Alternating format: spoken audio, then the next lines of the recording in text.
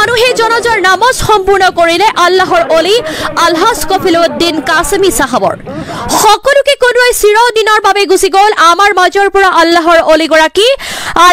অলিগৰাকীৰ জনাজাৰ নামাজৰ দৃশ্য এটাকৈ শ্বেয়াৰ কৰি সকলোকে দেখুৱাই দিয়ক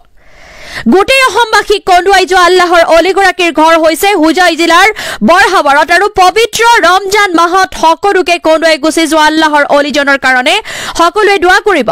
হাজাৰ হাজাৰ মানুহে জনাজাৰ নামাজ সম্পূৰ্ণ কৰিলে আল্লাহৰ অলি আলহাজ কফিলউদ্দিন কাছিমি সাহাবৰ এয়া মন কৰক দৃশ্যটি লৈ আৰু সকলোকে কন্দুৱাই চিৰদিনৰ বাবে গুচি গ'ল আমাৰ মাজৰ পৰা আল্লাহৰ অলিগৰাকীৰ জনাজাৰ নামাজৰ দৃশ্য এটাকৈ শ্বেয়াৰ কৰি দিয়ক গোটেই অসমবাসীকে কন্দুৱাই যোৱা আল্লাহৰ অলিগৰাকীৰ ঘৰ হৈছে হুজাই জিলাৰ বৰহাবাৰত আৰু পবিত্ৰ ৰমজান মাহত সকলোকে কন্দুৱাই গুচি যোৱা আল্লাহৰ অলিজনৰ কাৰণে সকলোৱে দোৱা কৰিব অসম ৰাজ্যিক জমিয়ত উলামাৰ প্ৰাক্তন সাধাৰণ সম্পাদক আছিল আলহাজ কফিলউদ্দিন সাহাব